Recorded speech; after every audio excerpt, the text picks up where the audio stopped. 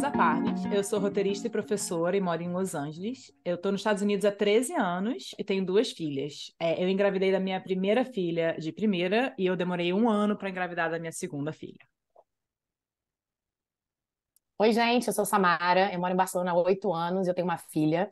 Eu já engravidei 3 vezes, tive 2 abortos e cheguei a fazer uma FIV que não deu bons resultados, mas estamos aí, vamos esperar pelo futuro.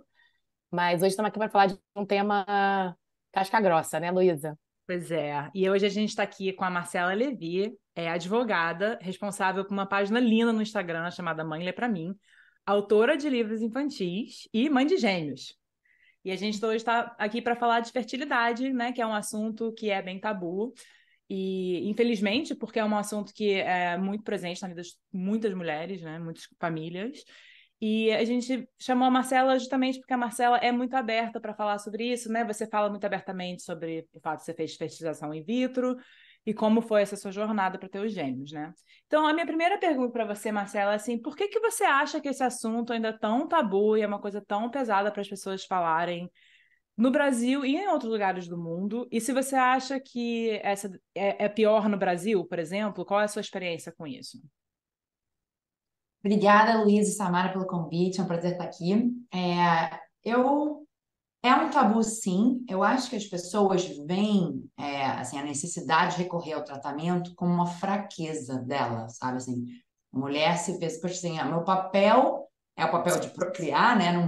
Num conceito muito atrasado, assim, né? De qual é o papel da mulher na sociedade. E eu não estou conseguindo, né, assim, desempenhar esse meu papel da forma que deveria ser. Eu acho que esse é o motivo. Eu acho que no Brasil estou comparando, né? Estados Unidos é o lugar que eu vivi, né? Ele tem mais experiência, mas eu acho, em comparação, ainda é mais tabu, porque eu acho que é uma sociedade onde a mulher ainda tem muito esse papel, o papel da mãe, né? Mais o papel da cuidadora, mais em comparação, por exemplo, à Europa, com certeza, né? Uma sociedade mais paternalista, né? Vamos assim dizer. Então, acho que aqui, por isso, o tabu é maior, sim.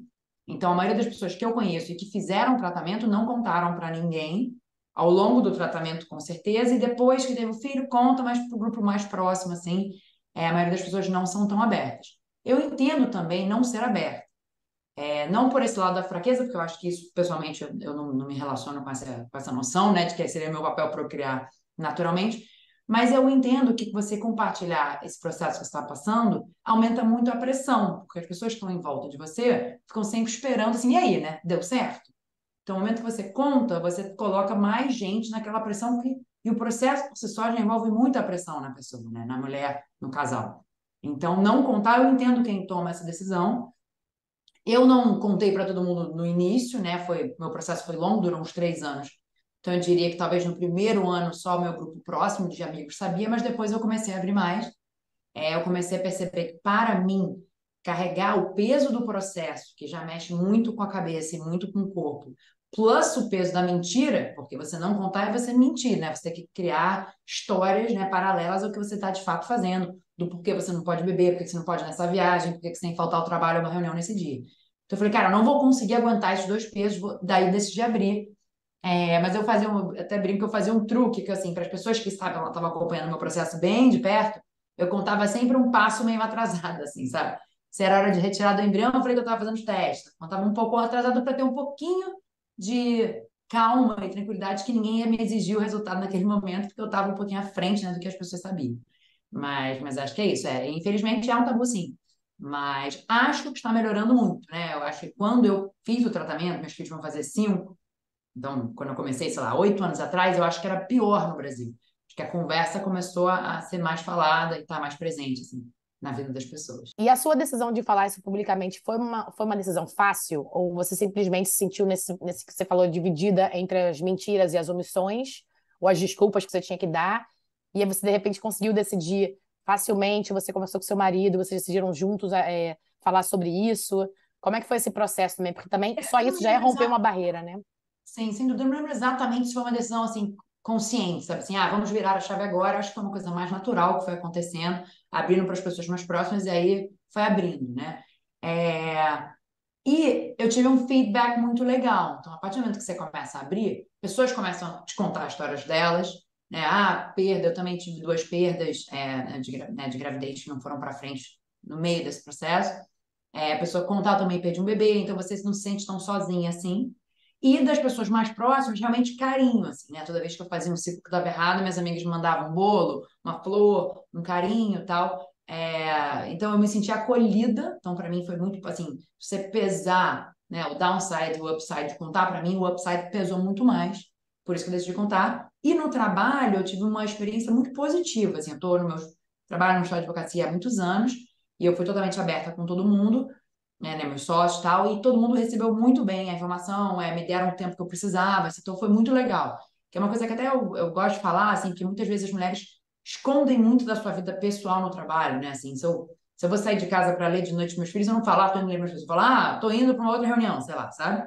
Né, tô indo numa consulta médica, não, tô indo ver um cliente. Acho que as mulheres têm essa necessidade de não se abrir nesse aspecto, né, para também, de novo, não mostrar fragilidade, né, dizer que eu sou igual um homem aqui trabalhando, mas eu senti, na verdade, quando eu me abri, que as pessoas foram muito acolhedoras no trabalho. Assim, pô, cara, coisa mais importante na vida é você conseguir isso que você quer, que é ter um filho. Então, go ahead, vá para a consulta médica, vá onde você precisar ir. Então, foi uma experiência positiva para mim. Não é verdade para todo mundo, não é, né, não foi 100% assim, mas acho que no overall foi muito bom.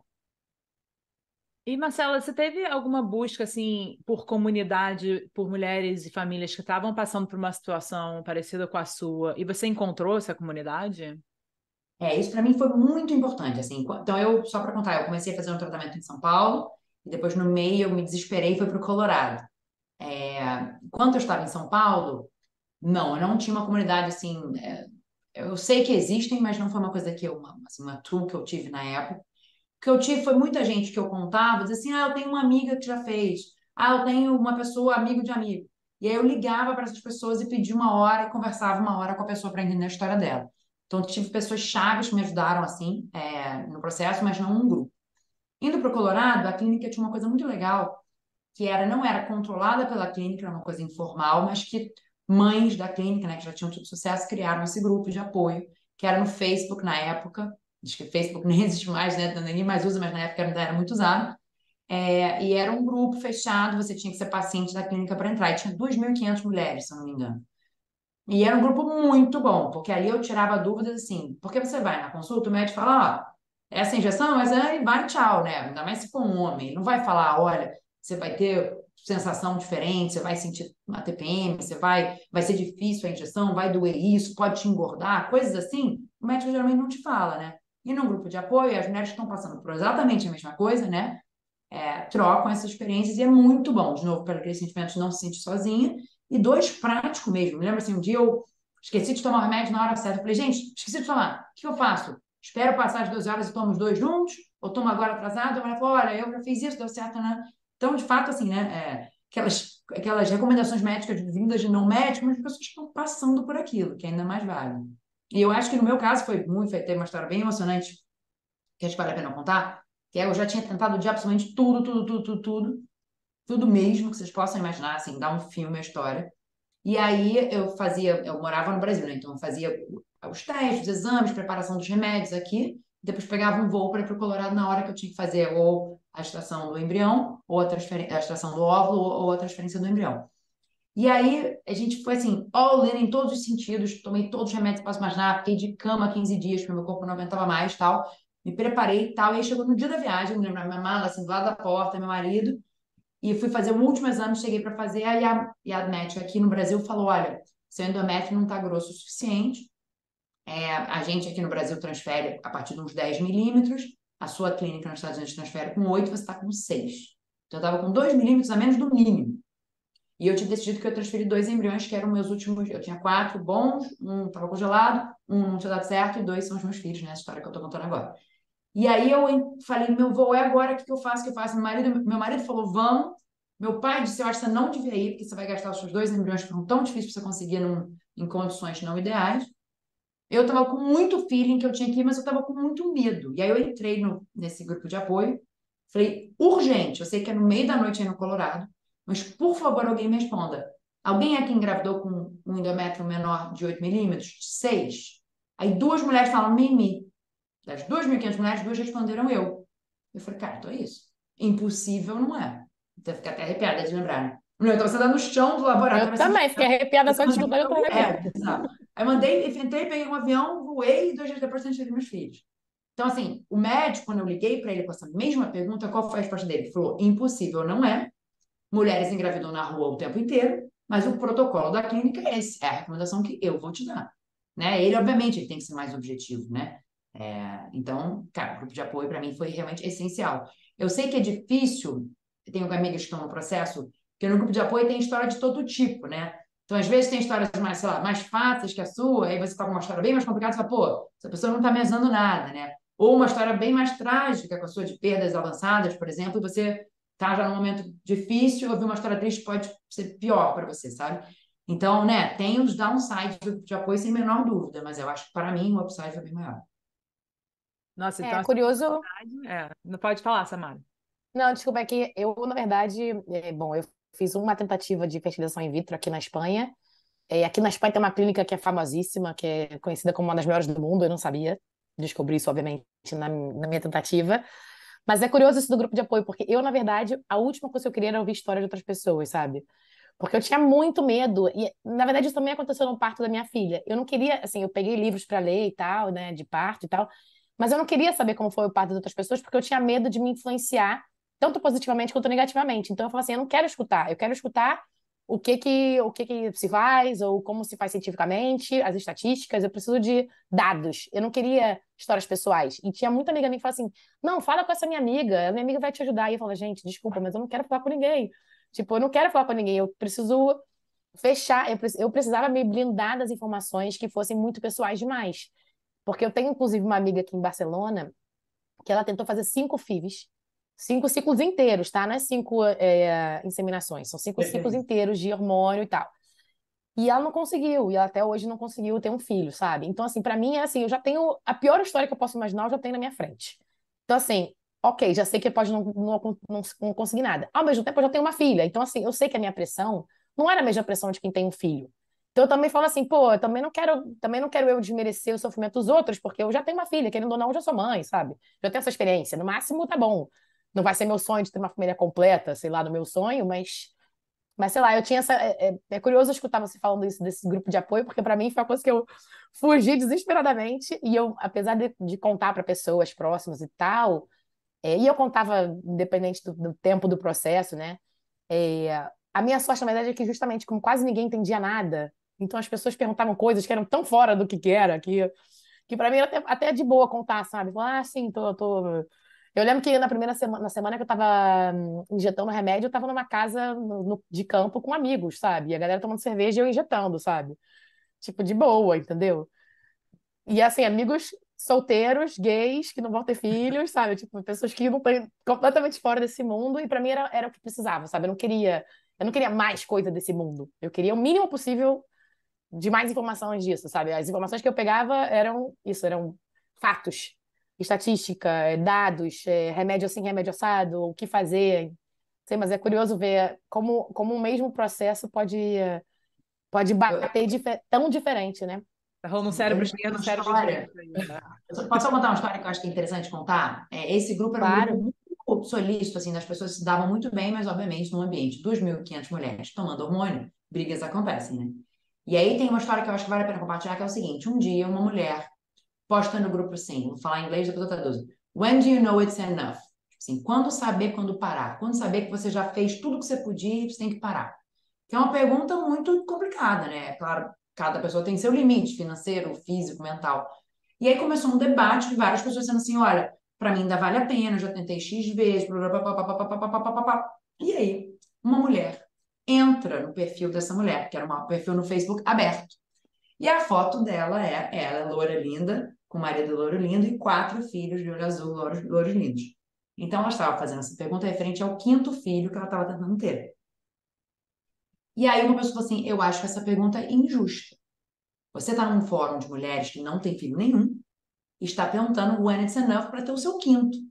E aí uma mulher escreveu o texto, que é o texto mais bonito que eu já li em toda a minha vida, que posso mandar para vocês depois, que basicamente diz assim, cara, se eu tivesse 4 filhos, eu estaria fazendo piquenique, aprendendo o nome de dinossauros, aprendendo as borboletas, fazendo quebra-cabeça. Não estaria aprendendo o nome de remédios, o nome dos tratamentos, o nome dos médicos.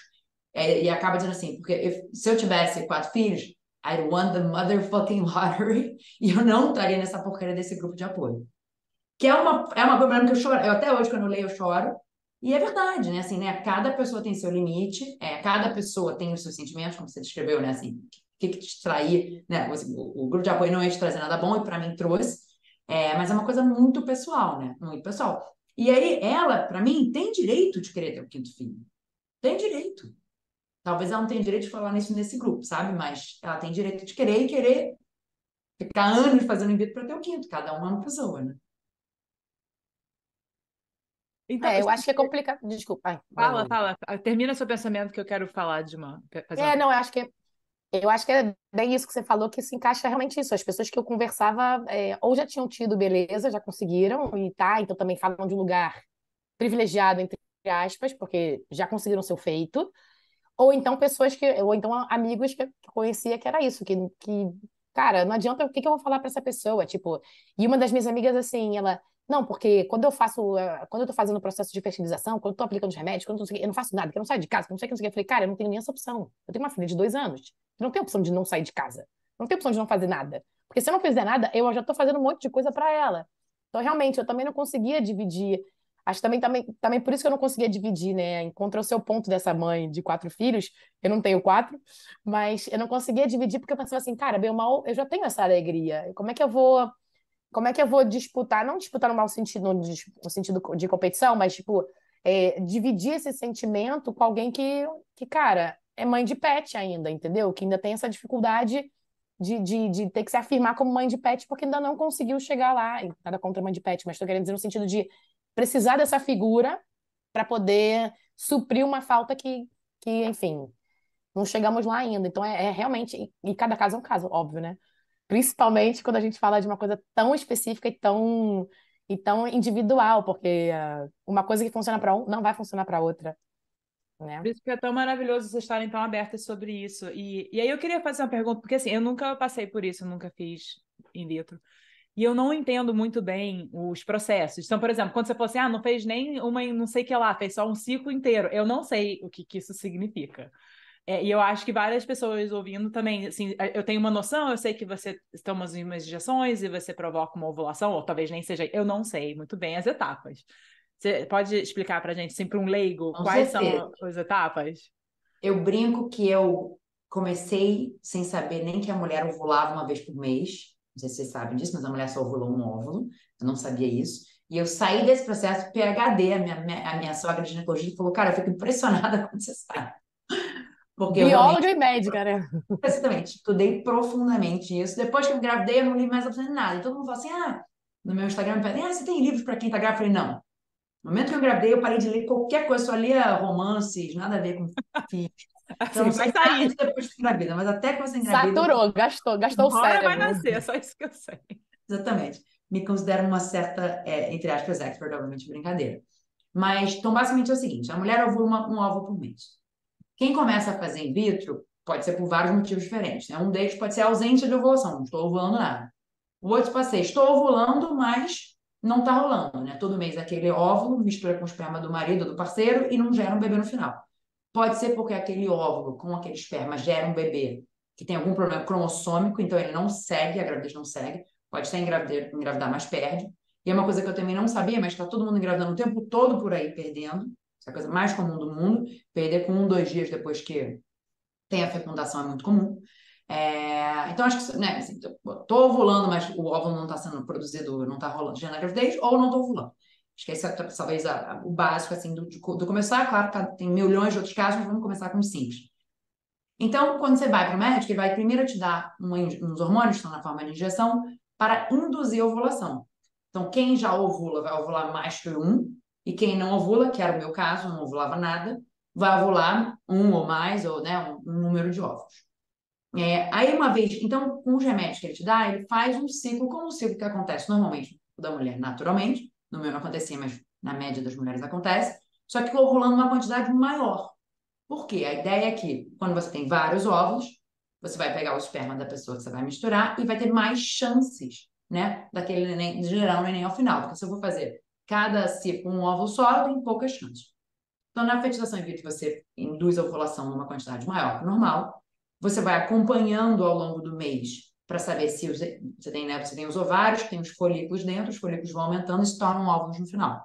Então, ele vai monitorando. Olha, estou vendo que aqui estão se formando uns folículos, provavelmente vai descer no dia tal. Aí você marca o dia que você vai ovular, que você ovulou todos aqueles, mas em vez de ser, obviamente, uma ovulação que você ovulou e saiu, sei lá, na calcinha, você vai até o médico e ele vai pegar uma agulha que é do tamanho de um fio de cabelo e vai extrair todos esses óvulos, levar num laboratório, colocar num daqueles Petri dishes, né, um negocinho de vidro, jogar o esperma da... E aí o marido, o parceiro, está numa sala, ejacula, né, vendo revista de mulher pelada, traz o esperma, joga nesse negocinho, e aí tem técnicas novas, né? Antigamente só jogava e deixava rolar. O esperma que entrasse era como se estivesse acontecendo isso dentro do corpo da mulher.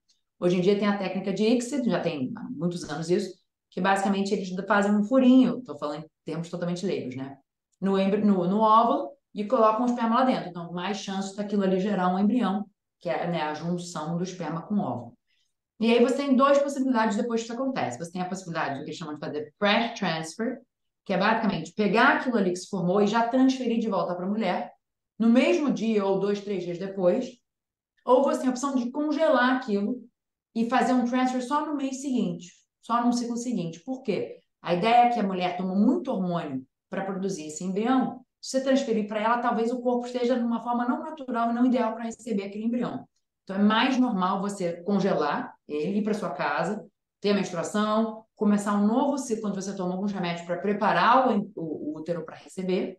De novo, a mulher naturalmente prepara, mas você toma um pouquinho para estar mais reforçado. E aí você transfere de volta um ou dois embriões. No meu caso, eu transferi dois, foram gêmeos. Muitas pessoas transferem dois, querendo que um vingue, né? Eu queria gêmeos, mas podia não ter sido, podia ter vingado só um. E aí uma outra coisa para contar é que nessa opção de você congelar e transferir só no ciclo seguinte, você tem a opção de fazer um teste genético neste embrião, que de novo é um fio do cabelo. Você tira um mini pedacinho e testa para ver se ele tem o número certo de cromossomos. Então, todas as pessoas têm um X número de cromossomos, homem, mulher, XY, aquilo que a gente sabe da escola. E se ele vê que tem um cromossomo fora do lugar, ele sabe que aquele bebê ou não vai colocar de volta na barriga e não vai gerar uma gravidez, ou ele vai gerar uma gravidez com uma criança doente. Então, no meu caso, eu fiz teste do embrião, por exemplo, teve um ciclo que eu testei, era um neném que tinha Down e outro era um neném com uma síndrome que eu não vou saber dizer o nome, porque ele tinha os cromossomas errados. Então, esses dois eu não transferi de volta para mim, né? Você descarta o embrião, que é chamado de euploide e aneuploide, não sei como é que é em português. Então, é basicamente isso. E aí, obviamente, tem 1 bilhão de alternativas. Se você tem problema de carregar, você pode fazer numa surrogate, né, numa barriga de aluguel. Você pode pegar um esperma de uma outra pessoa que não é do seu marido, se ele tem alguma questão. Você pode pegar um óvulo de uma outra mulher que não você, e misturar com o esperma do seu marido e colocar em você. Então, aí a gente tem milhares de alternativas, né? Cada vez mais, né? Nossa, muito, eu não tinha a menor ideia. Então, isso é o considerado o ciclo completo, assim, é você desde induzir a ovulação até você colocar o embrião de volta. Transferir, Nossa, exatamente. gente. Porque você pode, obviamente, fazer uma retirada onde saem vários e ficar transferindo um a um, né? Então, eu posso fazer uma retirada apenas e várias transferências para tentar gerar uma gravidez, né? Então, quando a gente fala o ciclo completo, é a retirada e a transferência. E essa transferência é o que a gente chama de inseminação, né? Que antigamente se usava mais esse nome, digamos, Na inseminação. verdade, não. Inseminação é um step anterior. Você pode tentar engravidar naturalmente, você pode tentar fazer inseminação, que é o quê? O marido vai, ejacula no cup, pega o esperma, a mulher vai no dia que ela vai ovular, só que o óvulo não é extraído do corpo. Ela abre a perna no consultório e o esperma é injetado lá dentro. Então Tá é boa. basicamente o sexo num ambiente mais controlado, onde o médico está vendo exatamente onde vai descer o óvulo e o esperma é colocado mais próximo ali, sabe? Então, assim, eu não fiz isso, por exemplo, eu fui direto para o in vitro, porque eu já tomava os remédios para ovular naturalmente, e isso eu pensei que era uma perda de tempo e dinheiro. Se você já vai tomar os remédios anyway, é melhor ir para o mais, que tem mais chances de gerar uma gravidez no final. Sim, com a minha segunda E filha, depois. eu demorei 11 ciclos, né? E aí, a minha médica tinha falado assim, volta no 12º, que provavelmente a gente vai tentar esse approach se não rolar pra você, eu já estava mais velha e tal. Mas aí no 11º ciclo, que óbvio que era assim, eu já estava com viagem marcada para Las Vegas, ir pro Rio de Janeiro, várias coisas que eu falei assim, não, é ótimo, agora vai ser ótimo, curtir pra caramba, né? Aí nessa, graças a Deus, Ainda bem que deu tudo certo. Curtiu pra caramba, né? Curti Curtiu de outra muito, maneira. mas era isso que aconteceu. Engraçado, inclusive, eu engravidei dela depois da minha segunda dose da vacina do Covid, né? E hoje em dia tem muita gente que acha que ele mexe um pouco com a data da ovulação. Então, eu acho que teve um pouco a ver com isso, porque as datas não estavam muito certas, sabe? Assim, tiveram umas coisas assim que não fizeram muito sentido lógico, e aí eu acordei um dia, fui vomitar e tava grávida. Bem igual de filme, sabe? E no filme, assim, mulher Não vomita, era tá grávida. Não ressaca. tem outra explicação, assim, né? É. Então, mas foi assim comigo, total. É... É interessante você falar. Bom, você explicou muito bem, primeiro de tudo, Marcela. Eu fiz agora em abril e já não lembrava tantos detalhes. Mas é uma coisa que eu confundi inseminação, que eles chamam aqui de implantação, né? Implantação é que é você já colocar. Eu confundi os dois termos. Inseminação, realmente, você falou, e a implantação seria a fase final, onde você já tem um embrião bonitinho ali, depois de X dias, depois se você fez ou não o teste genético, que é escolha pessoal, né? E aí eles fazem a tal implantação. Eu nem cheguei a fazer a implantação, porque meus embriões não vingaram. Então, assim, eu parei na metade do caminho, na verdade, né? Eu fiz a extração dos óvulos. Também, na verdade, assim, eu acho que uma coisa que eu queria até, voltando um pouco à fita, assim, que eu acho que é uma coisa que a gente não pensa muito nos motivos de por que que uma mulher vai fazer a in vitro, que é, na verdade, muitas vezes, e principalmente hoje em dia, é que a gente está mais velha, né? A gente está tendo filho mais velho. Então, assim, eu tive minha primeira filha, engravidei com 35 anos. Tentei engravidar com 38, com 37, na verdade, e já não consegui tão fácil, sabe? Então, fui para a FIV porque olharam para minha reserva ovárica e falaram assim: querida, com essa reserva ovárica, você não pode esperar mais, sabe? Não era uma questão de conseguir ou não engravidar. Era uma questão do tipo assim: você tem um X número de óvulos que você não pode esperar. Então eu falei assim: bom, então eu vou tentar, porque eu pensei, bom, se eu tiver que fazer uma ovo doação, eu posso fazer com 40, com 41, não tem problema. Mas para eu ter com o meu óvulo, tem que fazer agora. Então eu fiz um monte de testes, porque eu tinha tido esses abortos e tal, essas perdas. Fiz um monte de teste para ver se não tinha algum problema com esse detalhe. Mas é um ponto que acho que muitas amigas minhas também, que estão com essa idade, 37, 38, 39, passando por dificuldade de engravidar, e simplesmente, não, mas você é fértil, você teve filho. Não, mas você pode ser fértil e deixar de ser. E eu acho que isso é o mais difícil também, porque você fala assim, cara, eu engravidei tão rápido da minha primeira filha, por que que eu tô tendo dificuldade? Por que que eu tive 2 abortos? Por que que eu tive, ou qualquer outra dificuldade que seja, né? Por que que eu tô demorando 11 meses? Se a outra foi, tipo, pô, na primeira, né? Sim, assim, um dos motivos pelos quais eu sou super vocal sobre isso e que eu falo bastante, que eu acho que é um absurdo a falta de informação que está sendo falada para as mulheres. Assim, quando eu cheguei na clínica do Colorado, a primeira sessão você sentava, eles colocavam um gráfico, que era o seguinte gráfico, era um gráfico de barras, e você começava com 20 anos a sua fertilidade, você caía, caía, caía, caía. No 35 era uma queda, assim, como se fosse uma montanha-russa daquelas mais radicais, e ninguém fala isso. Olha, eu tinha uma questão, né? Eu não ovulava naturalmente, eu não fiquei menstruada naturalmente. Então, fui em médicos a minha vida inteira e nunca ninguém falou para mim, olha, atenção, você já tem uma condição que é você não ovula, e a partir dos 30 anos a qualidade piora muito. Então, atenção, tá bom? Claro, você nunca vai saber quando você vai conhecer a pessoa que vai ser o parceiro, vai ser o pai da sua, né? Mas tem a questão, tem, por exemplo, congelamento de óvulos. Eu, agora, com a informação que eu tenho, eu vejo amigas de 30 e poucos anos, cara, congela. Custa nada, 20 dias da sua vida. Tem um preço, tem um custo de dinheiro, claro, mas, cara, se você tem esse dinheiro, pega emprestado, pega de seus pais, faça o que for, mas guarda essa chance, que não é nem garantido, né? Muita gente também acha que congela óvulo e tá certo, também não é. Mas pelo menos é melhor do que você tá com 37 tentando. Basicamente, é muito impressionante. Você tá com os óvulos que você tem hoje, eles começaram na sua barriga quando você tinha 4 meses dentro da barriga da sua mãe. Então, a minha mãe, grávida de mim, com 4 meses de gestação, e meus ovos já estavam lá. Imagina o ovo eu com eu aos 38 anos. Já está lá, né? É óbvio que vai. Eu me lembro assim, acho que com 35, metade dos seus ovos já são ruins, ou só um terço é bom, são números muito chocantes. Então, assim, pô, se você por cada mês você desse um óvulo, olha as chances de estar vindo ruim, ruim, ruim, over and over. E pior do que não engravidar é ter um neném com alguma questão, né? Então, acho que isso é uma coisa que é muito pouco falado, que é um absurdo as pessoas não falarem isso. E eu entendo também que é chato, né? Assim, quando eu estava fazendo o processo, eu vi amigas minhas, eu ficava assim, gente, quem aí não está pensando em ter filho agora, faça algo. Ah, Marcela, que papo chato. Eu falei, cara, mas é a realidade. Eu sei que é uma mensagem chata, mas é verdade, depois você se arrepende e passa. Isso que você falou, Samara, é muito importante. O negócio é que eles chamam de secondary infertility, né? Fertilidade do segundo filho, vamos assim dizer. Eu me lembro da minha mãe, com eu criança, falando, depois que você engravida do primeiro, aí é fácil. Me lembro mesmo. É uma coisa que é falada, é uma mentira absoluta. Falácia. Falácia Falácia braba. mágica. É verdade que se você já teve um filho, você sabe que você tem um útero com condições de ter uma gestação. Então, isso é verdade, né? Quem já teve um filho está numa posição melhor de quem nunca teve, você não tem a menor dúvida. E você querendo ou não, elimina doenças endometriais, por Outras exemplo. Eu lembro que minha doenças. amiga fez Perfeito. 1000 exames que eu não tive que fazer. Perfeito. Eu agora, depois que eu tive meus filhos, é um milagre da natureza aí, tive meus filhos, né? Fiz 3 anos de FIV, 1 ano de gravidez, 2 de amamentação, e hoje em dia eu ovulo. Há 4 anos que eu ovulo, desde que eu desmamei.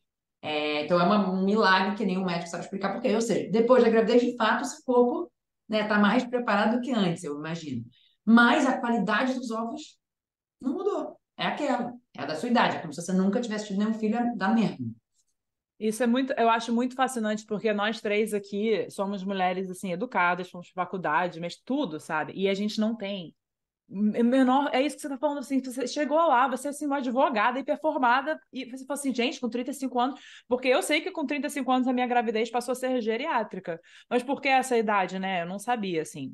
E eu acho isso muito chocante, a falta de informação que a gente tem, né? E, assim, com tudo, com fertilidade, com gravidez, tipo, te mandam, né, assim, te mandam pra rua com bebê, sabe? Eu me lembro que com minha primeira filha foi um parto hiper complicado, deu tudo assim muito. Quer dizer, no final deu tudo certo, graças a Deus, mas até chegar lá foi muito complicado. Me mandaram pra casa com recém-nascido, opioides e, tipo, boa sorte.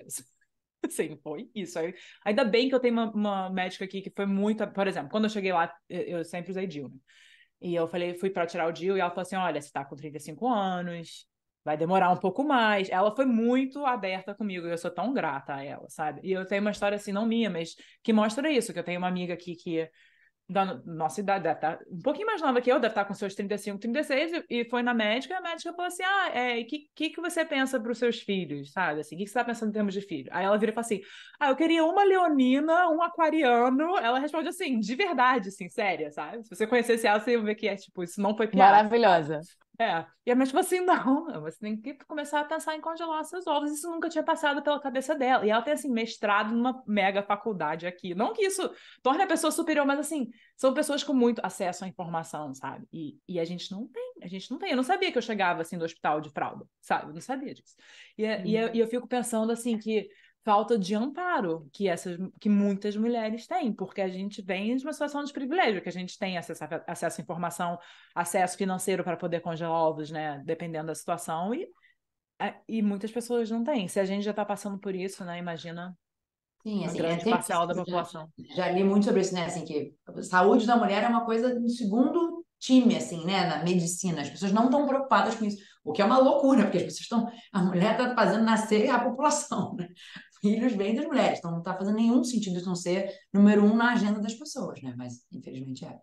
Esse é um assunto que já surgiu aqui no podcast, sobre machismo na medicina, né? Como a mulher nunca, assim, a primeira opção é sempre assim, você não tá um pouco estressada? Tipo, cara, é uma amiga, assim, eu com perna inquieta, eu me lembro que eu tinha que tomar remédio para quem tem Parkinson, sabe? Porque eu tinha, assim, era praticamente uma convulsão, para andar de avião era impossível.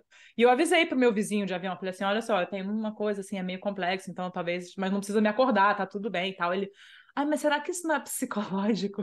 Gente, você não tem noção de quantos... Se eu fosse homem, você ia perguntar isso, não ia, né? Sim. Eu não sei se vocês viram, no New York Times tá com um podcast barra série de reportagem, chama The Retrievals. Vocês viram isso? A É gente isso, falou cara. disso ontem, Mulher né? reclamavam do Não, dor. comenta. Conta aí, Marcela, Conta conta aí, aí. porque a galera não vai saber. Basicamente, entrevistaram várias mulheres que iam nessa clínica para fazer a retirada do óvulo, que foi esse primeiro passo aí que eu contei na história, que é uma coisa super dolorosa, que você tem que tomar anestesia para fazer e tal. E a clínica não dava anestesia. E não avisava. E a mulher urrava de dor e dizia assim: não, você está muito. Né, você tá com muita sensibilidade à dor, tal, assim, né? Colocava um problema na mulher. E tiveram mulheres que desistiram de fazer o processo, porque assim, não é possível que isso tem que passar. E aí você vê que, pô, né, tratando a mulher como pessoa de segundo, né, segundo nível, segundo escalão, sei lá como se fala, não tendo troca de informações, né? Porque se eu sou uma pessoa informada e todo mundo fala sobre isso, eu vou saber que não era para ser assim, vou sair dessa clínica, né? Então, realmente um absurdo, assim. Não, e uma coisa que também, além desse problema desse podcast, que também, na verdade, foi um crime, né? Esse podcast foi porque Existia, na verdade, bom, já dando um spoiler aqui, quem não quiser não escuta, mas o spoiler, na verdade, é que estavam roubando o remédio que era para ser, de fato, a anestesia. Então, a anestesia foi trocada por um soro, Placebo. digamos assim, um placebo, então não estava fazendo efeito. E as mulheres falavam, continuo sentindo dor.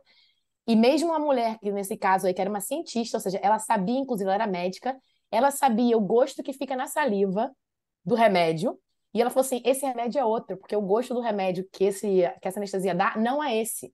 E mesmo assim, não levaram a sério. Falaram, não, não sei o quê. E aí ela ficou até na dúvida, porque também você já está tão hormonada, tão, um pouco assim, sei lá, tão fragilizada na questão física por causa dos remédios, que você já... Então, assim, literalmente aberta naquilo ali, porque você tem que confiar nas pessoas que estão fazendo.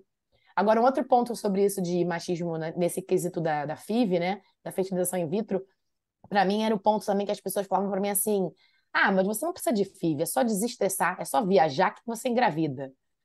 Eu falo, cara, aí eu ficava assim: peraí, então quer dizer que o meu estresse está me tornando infértil e assim, e como se eu fosse uma pessoa, tipo, ultra estressada, como se eu fosse, tá, eu sou animada, digamos assim, agitada, mas assim, é como se eu fosse culpada de não conseguir engravidar, ou seja, mais uma vez, eu não estava me culpando, em nenhum momento eu me culpei, sabe? Em nenhum momento desse processo eu achava que a culpa era minha, nem das perdas, eu sempre entendi que era uma questão, literalmente, de chance, oportunidade e repetição, sabe?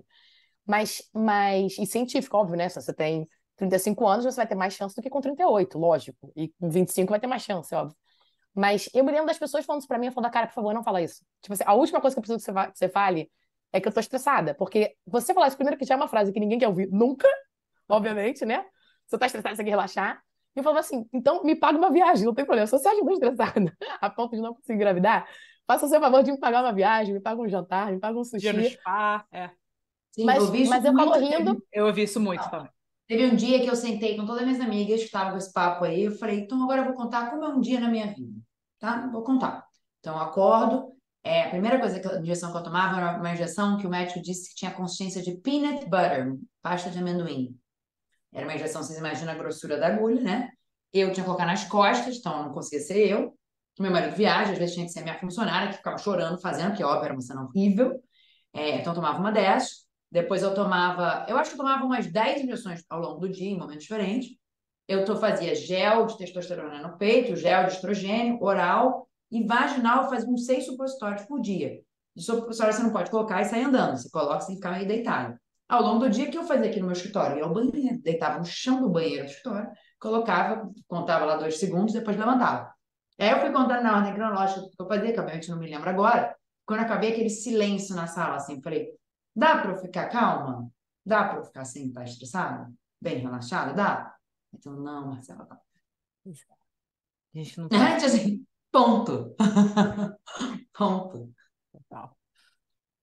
Ai, Marcela, conta pra gente, então vamos, a gente tá chegando aqui no final da nossa hora, vamos começar a acabar umas coisas legais. Conta assim, como é que foi a descoberta da sua gravidez? Como é que foi o final, né, o final do processo do in vitro que gerou a sua gravidez?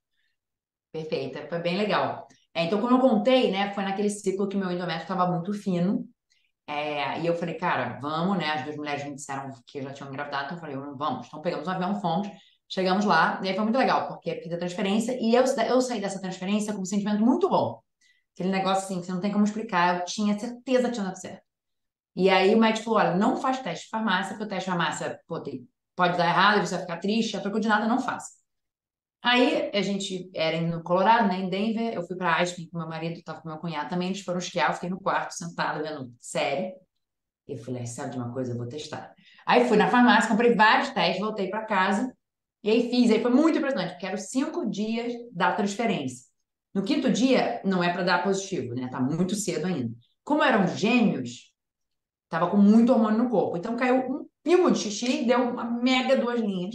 Aí eu tirei uma foto, mandei naquele mesmo grupo de apoio. Mandei assim, gente, trigger warning, né? Até se alguém não quiser ver, eu tô falando de potencial gravidez. Alguém já viu isso aqui no quinto dia? Aí todo mundo assim, twins, twins, twins, twins, twins, twins, twins. Todo mundo falou que ia ser gêmeos. E aí foi muito legal, porque eu liguei pro meu marido estava no topo da montanha, tipo, atendeu o celular assim no FaceTime, na nevasca eu contei, depois liguei pros meus pais, foi muito legal. E eu tinha certeza, foi muito, mas não, isso não quer dizer que eu não fiquei em pânico a gravidez inteira, mas nesse dia foi muito bom quando eu confirmei, né, que estava grávida. Ai, que lindo. Ah, entendi, mas fiquei toda arrepiada com essa Também. história. Muito linda essa história. Transição. Tá. Então, Marcela, pra gente, última pergunta.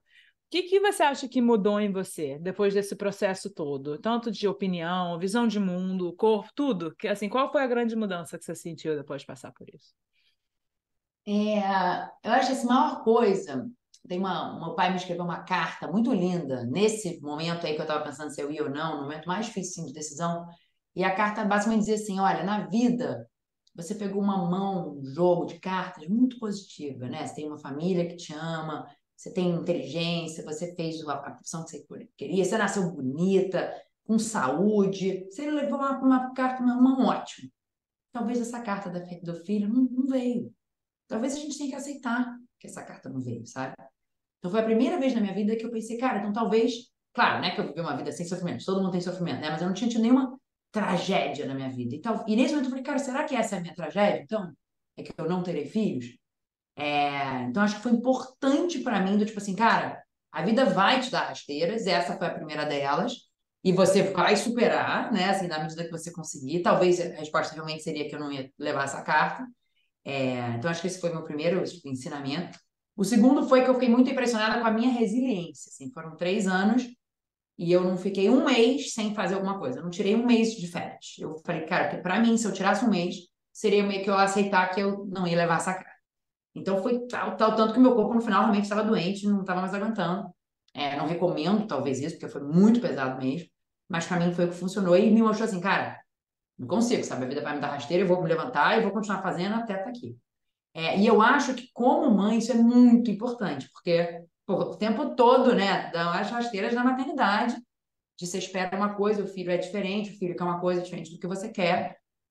Também me programou muito, porque eu sempre fui uma pessoa que programava assim, como eu brinquei hoje no começo do podcast, já programei a minha festa de 40 anos, eu tenho 38, já paguei a maquiadora. Então, eu sempre fui assim. E na maternidade você não pode ser assim, porque você programa vai ter, o filho fica doente e tal, né, como vocês sabem.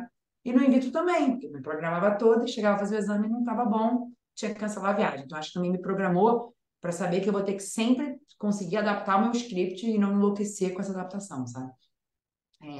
Acho que foi isso. E eu acho que também me tornou mais consciente em relação às outras pessoas, né? Então, pô, ver o casal que acabou de casar, aí quando veio o filho, e aí o segundo, e aí o terceiro, né? Que as pessoas não param de perguntar. Eu nunca mais perguntei essa pergunta. Cada um tem sua história e saiu a pressão, né? Assim, não é para você ficar colocando pressão nas outras pessoas. E eu sei que essas perguntas não são feitas de maldade, são perguntas que vêm do carinho que você tem pela outra pessoa. Mas quando você não passou pela situação, não está nem no seu radar, que pode ser um problema da pessoa. Então, acho que me tornou mais consciente em relação às outras pessoas também e assumir uma postura melhor, né? E menos potencial de machucar outras pessoas com as minhas perguntas. Bom, para fechar, então, a gente gosta de fechar o podcast com uma história da semana. Pode ser uma coisa boa, pode ser uma coisa ruim, pode ser uma coisa emotiva, pode ser só do lado mãe ou pode ser do lado dos filhos diretamente. Conta pra gente alguma historieta aí da semana. Perfeito. Vou contar assim, eu adoro colocar no meu Instagram as frases que meus filhos falam, né? Porque eu sempre penso que eu vou esquecer das pérolas que vêm da boca deles, né? E eu amei a pérola dessa semana, que foi a seguinte: a gente estava lendo um livro sobre morte, um livro muito lindo, chama Morte da Lagarta. Que a lagarta morre, todo mundo da floresta, os bugs lá, começam a dizer, pô, o que será que acontece depois da morte? Então diz assim, eu acho que eu reencarnar como um outro bug, eu acho que eu vou virar uma estrelinha, acho que meu corpo vai virar pó, acho que talvez meu corpo vire pó, mas minha alma vai subir, cada um dá a sua, é um livro muito bacana. E aí eu li essa página, não tinha, sei lá, uns 10 explicações dos possíveis do que acontece depois que a gente morre. E aí minha filha virou pra mim e falou assim, aí uma dos bugs falou assim, eu acho que acaba, acho que você vira pó. E aí minha filha virou e falou assim, mãe, sabe de uma coisa? Eu acho que quando você morrer, você não vai acabar. Porque eu e meu irmão, a gente vai estar aqui, a gente vai continuar você. Aquele momento, né, tipo, eu falei, filha, eu não aguento, tal. Então foi muito maravilhoso, né? E aí eu fiquei pensando nisso, né, assim, né, ao longo desse tratamento todo, que eu pensava assim, cara, será que eu nunca vou ter filho? E é muito isso, né? O filho é a continuação sua no mundo. É o que ela falou, é um insight muito maravilhoso, né? Então foi isso. Essa foi a lindeza da semana. Maravilhosa. Linda, nossa, eu vou ficar até. Aqui a minha vai ficar muito pequena em comparação a isso, mas é porque também foi uma frase. Também foi uma frase que eu achei muito fofa. A gente viajou esse último final de semana, né? E a gente foi pra uma praia, assim, tipo uma Búzios que tem aqui, assim, é perto e tal. E aí, então, eu deitei com a minha filha mais velha, tem 7 anos, pra ela dormir, lugar novo e tal. Aí ela falou assim: o que que você acha de eu dormir de mentira, porque aí eu durmo de verdade. Eu falei, não, eu acho essa técnica ótima, que é assim que eu durmo. Eu finjo que eu tô dormindo, eu durmo. Aí ela, tá bom. Aí ela fica quietinha assim. Aí daqui a uns 5 minutos ela, lá vem o sono de verdade. Bonitinho. Muito bom, muito bom. Fofa, Não vou parar. fofa, arrasou. E você, A Samara? minha, a minha frase, a minha frase, na verdade, eu tô na fase dos 2 anos loucos, né? De isso é meu, isso é seu, isso é meu, isso é seu. E, na verdade, eu fiquei até, assim, fui impressionada pela minha filha, que a gente estava numa casa com uns amigos, e tinha uma amiguinha que também tinha 2 anos, e a amiguinha estava com o brinquedo da minha filha na mão, mas essa amiguinha não queria emprestar os brinquedos dela. E aí minha filha veio e falou para mim, eu não lembro agora exatamente a frase que ela falou, mas ela falou assim, que a amiguinha estava com o brinquedo dela, então que ela podia pegar, ou seja, ela deu a entender que ela podia pegar o brinquedo da amiguinha, porque a amiguinha estava com o dela. E eu olhei pro meu marido assim, e falei, caraca, ela já tem a noção de que, tipo, você me emprestou, então eu tenho que te emprestar uma coisa, sabe? Tipo, se eu te emprestei, você tem que me emprestar de volta. Então não foi uma frase assim diretamente, mas foi um momento que eu falei, caraca, ela já entendeu esse poder de Senso troca de e justiça, assim, né? negociação. É. É. E brigou por isso, veio falar com a gente, sabe? Que a amiga não queria dar, então que ela queria o dela de volta. Foi uma coisa assim meio. Caraca, ela cresceu e tá assim, enfrentando os desafios sozinha, sabe? E que com 2 anos você fala assim, é muito nova pra isso, né? Mas foi esse momento. Que delícia, gente. Marcela, muito obrigada pelo seu tempo e transparência e falar sobre essas coisas são tão importantes. Muito obrigada mesmo, mesmo, mesmo, por aceitar nosso convite. Adorei, foi um prazer muito grande, assim, acho que quanto mais a gente fala disso é melhor para todo mundo, né? Para todo mundo. E mesmo quem não está passando pela situação e não passou e não passará, para estar ciente de que isso existe, né? Que é uma questão que você tem que estar, né, no seu radar para ajudar quem está passando, né? E estar mais, enfim, sensível a isso. E fala pra gente o nome dos seus livros, por favor. Ah, perfeito. Então, eu escrevi 2 livros infantis, né? O primeiro chama Enquanto Você Não Chega. Esse tem um aqui. Mostrar. Então, é basicamente a vida da menina. Ela acorda e a mãe já saiu para trabalhar. E durante o dia ela vai aprendendo uma série de coisas com várias pessoas da família, com o pai, com a tia, com a professora. E até que o final do dia a mãe chega em casa e ela vai contar tal. É super bonitinho. E eu quis escrever ele porque era essa história da mãe que não tá, né? Porque você vê muito nos livros a mãe presente o tempo todo. E essa não é a realidade das mães que trabalham. Então, esse chama Enquanto Você Não Chega. E o segundo livro que eu publiquei agora foi Espera por Você, que é a história da criança que nasce por in vitro. É um menino contando como ele veio ao mundo e quanto a mãe dele teve que fazer para ele vir ao mundo. E a espera por você, né? E o que ela fazia enquanto ela estava esperando. Que é uma história que eu sempre contei para meus filhos, desde que eles nasceram. Eu fiz um álbum de todo o meu in vitro, eu com as injeções, eu viajando, eu não sei aonde. Eu mostrava para eles, olha, foi tudo isso que eu fiz para vocês chegarem aqui. E eles, obviamente, adoram ver essa história. E eu comecei a conversar com várias mulheres e nenhuma mulher me falou: olha, eu fiz in vitro e contei para o meu filho que ele veio de in vitro. Eu falei, cara, como não? Isso é o máximo, é dizer assim: olha que eu sou uma super-heroína, olha o que eu tive que fazer para você estar aqui, como você é querido. E aí foi bem legal, porque eu escrevi o livro, fiquei com medo desse negócio do tabu, né? Falei, cara, será que uma editora grande vai pegar? Meu primeiro livro eu autopubliquei. Aí nesse segundo eu falei, eu queria muito ser uma editora legal, porque eu quero muito que seja assim, distribuído pelo Brasil inteiro, esteja realmente assim, sabe, saia no jornal e tal. E aí eu pitch para a Rocco, que é uma super editora aqui no Brasil, né? Publicou Harry Potter, Hunger Games, só livrão bacana. E eles compraram a ideia legal, publicaram exatamente como eu fiz. A minha cunhada ali, né, a Redding, que fez as ilustrações de aquarela. Ela tá grávida do terceiro filho de in vitro, então na minha família são 5 bebês de in vitro, por enquanto, porque eles querem mais. Então eu falei, cara, perfeito. E aí, muito legal. Saiu na Folha de São Paulo essa semana, tá vendendo super bem. E tá quebrando tabu, né? As pessoas estão falando mais sobre isso. E o mais impressionante foi que pessoas velhas, velhas assim, 60, 70 anos, até já vieram falar assim: olha, meu filho é de in vitro, um dos primeiros do Brasil. Eu nunca contei nem para ele, que é um adulto hoje em dia, né? E nem para ninguém, mas pô, com o seu livro agora eu tô com vontade de contar. Olha isso. Fiquei muito impressionada. As pessoas de bem mais idade, assim, né, que com certeza numa época onde era mais tabu ainda, né? Mas vendo o livro e querendo se abrir por causa disso. Legal, né? Parabéns, maravilhoso. Arrasou, parabéns. Muito bem. Muito Bom, eu vou obrigada. indicar mais um, vou indicar um livro também, que a Marcela também conhece ela, se chama Cadê Você Bebê? É da Liliana Sanger, acho que eu estou falando corretamente o nome dela. Liliana Sanger.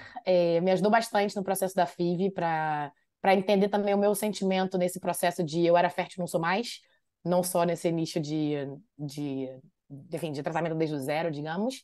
E vale muito a pena também para quem quer conhecer mais o tema, porque ela é uma psicóloga, ela fez o primeiro mestrado sobre o tema de reprodução humana na questão psicológica no Brasil. Então é bem interessante também para quem quiser se aprofundar. Ela tem um livro, esse livro, na verdade, é um livro para leigos, mas ela tem também um outro livro que é para psicólogos, para gente que queira, enfim, guiar as pessoas e ajudar as pessoas nesse processo, né?